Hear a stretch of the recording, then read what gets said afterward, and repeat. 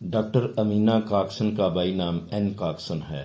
وہ پیشے کے اعتبار سے ڈاکٹر اور ماہر علم الاعصاب ہیں اور لندن کے کلب یعنی ہارٹ سٹریٹ میں ان کا کلینک تھا۔ انہوں نے طویل مطالعے اور غور و خوض کے بعد 1985 میں اسلام قبول کیا۔ اسلام لانے کے بعد ان کے ساتھ کیا معاملات پیش آئے، یہ جاننے کے لیے آپ میرے ساتھ رہیے گا اور میرا یوٹیوب چینل سبسکرائب کر دیں اور بیل آئیکن بھی پریس کر دیں تاکہ اس طرح کی ایمان افروز داستانیں آپ تک پہنچتی رہیں۔ تو اب امینہ کاکسن کی کہانی ان کی زبانی۔ میں 11 اکتوبر 1940 کو لندن کے ایک کیتھولک گھرانے میں پیدا ہوئی۔ میری والدہ ایک امیر کبیر باپ کی بیٹی تھی۔ جب والد برٹش امریکن ٹوبیکو کمپنی کے ڈائریکٹر تھے۔ ہم 2 بہن بھائی ہیں۔ دونوں نے کیتھولک بورڈنگ اسکولوں میں تعلیم حاصل کی۔ بھائی آج کل امریکہ میں ایک معروف تاجر ہے۔ اس کے 3 بچے ہیں اور وہ کیتھولک عیسائی کی حیثیت سے آج بھی پابندی سے گرجے جاتا ہے۔ میرے والد کو ٹوبیکو کمپنی کی ملازمت کے سلسلے میں 1945 سے 1953 تک 8 سال کا عرصہ مصر میں گزارنا پڑا۔ اس طرح بچپن کے 2 سال تک مجھے بھی اس مسلمان ملک میں مقیم رہنے کا موقع ملا اور غیر شعوری طور پر میں اہل مصر کی سماجی زندگی، عمومی اخلاق اور رسوم و رواج سے بہت متاثر ہوئی۔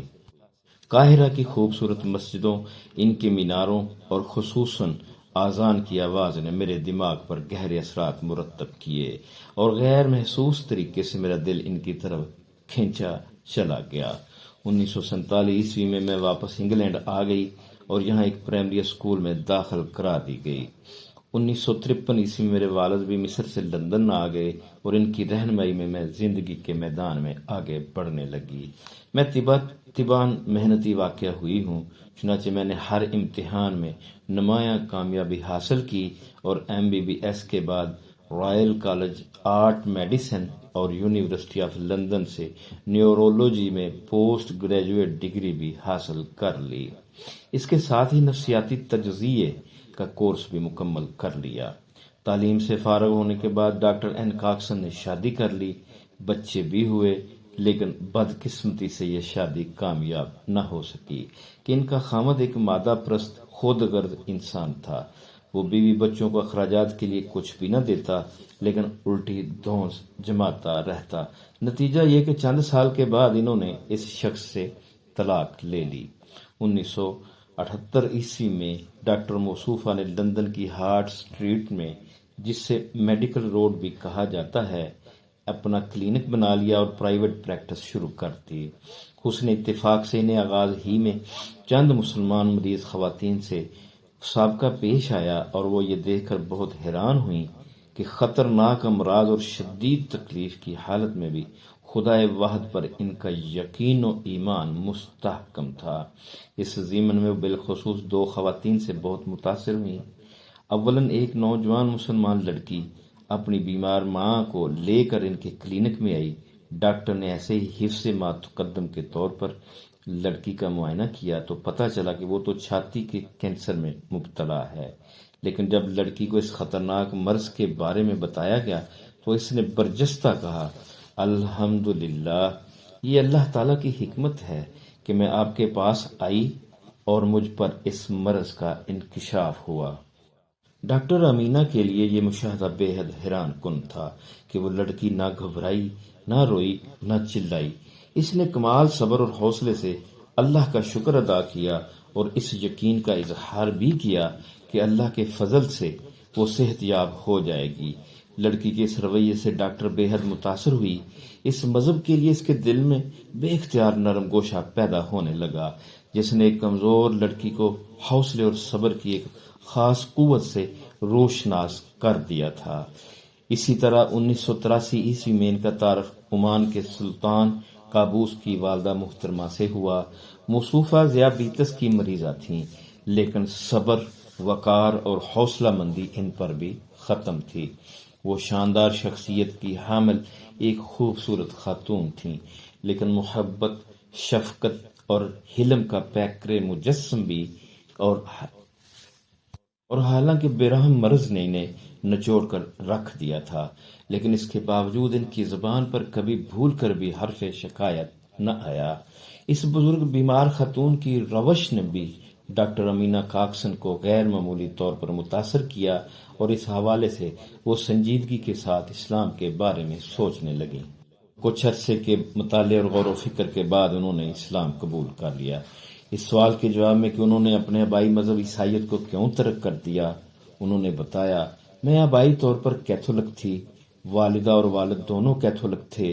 مجھے بھی بچپن میں ایک کیتھولک اسکول میں داخل کرایا گیا، جہاں میرے والد کی خالہ اور متعدد امزاد یعنی کزن لڑکیاں ننوں کی حیثیت سے خدمات انجام دے رہی تھیں۔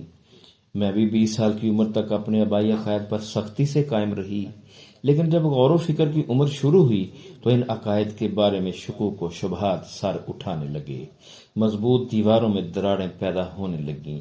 چنانچہ یہ سوچ کر مجھے اپنے آپ سے نفرت ہونے لگتی کہ یہ میرے بدترین گناہ تھے جن کی پاداش میں حضرت مسیح علیہ السلام کو صلیب پر چڑھایا گیا اور وہ بہت ہی دردناک موت سے دوچار ہوئے۔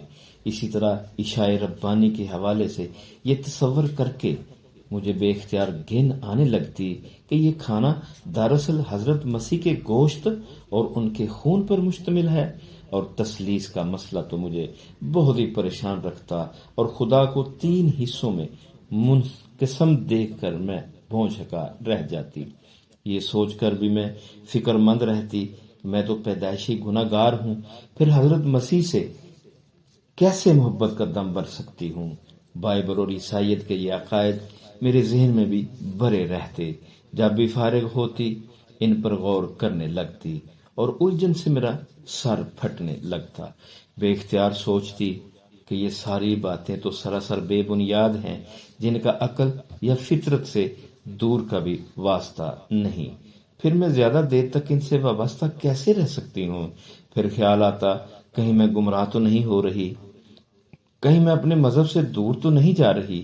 پریشان ہو کر بے اختیار خدا سے دعا کرنے لگتی کہ خدایا میری رہنمائی فرما، حق کا راستہ مجھ پر واضح کر دے، اگر تو نے میری داد رسی نہ کی تو میں تباہ ہو جاؤں گی، کہیں کی نہ رہوں گی۔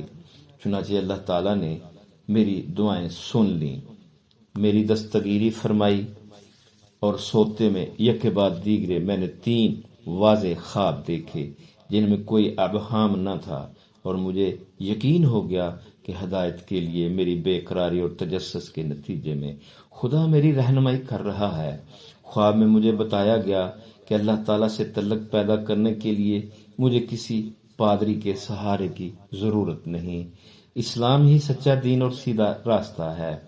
حضرت عیسیٰ اور حضرت محمد صلی اللہ علیہ وآلہ وسلم آپس میں گہری یگاگن رکھتے ہیں، دونوں جنت میں اکٹھے ہیں، اور حضرت عیسیٰ علیہ السلام نے مجھے حضرت محمد صلی اللہ علیہ وآلہ وسلم کی تحویل میں دے دیا ہے۔ اس میں کوئی شبہ نہیں ہے کہ میں تلاش حق میں بڑی پریشان اور مضطرب تھی، تاہم یہ بھی خیال آتا تھا کہ مجھے اپنے آبائی مذہب سے دور نہیں ہونا چاہیے، لیکن متذکرہ خوابوں نے جس منزل کی طرف اشارہ کیا وہ راستہ اسلام کا تھا۔ میری اس مسلمان مریضوں نے میرے دل میں اسلام کے لیے مزید نرم گوشہ پیدا کر دیا، بالخصوص ان کا یہ عقیدہ کہ سب کچھ خدا کی طرف سے ہوتا ہے اور اس کے ہر کام میں کوئی نہ کوئی حکمت ضرور ہوتی ہے، جبکہ اس کے برعکس یورپ میں لوگ ہر اچھے کام کا کریڈٹ خود لیتے ہیں، جبکہ برے انجام کو خدا سے منسوب کر دیا جاتا ہے۔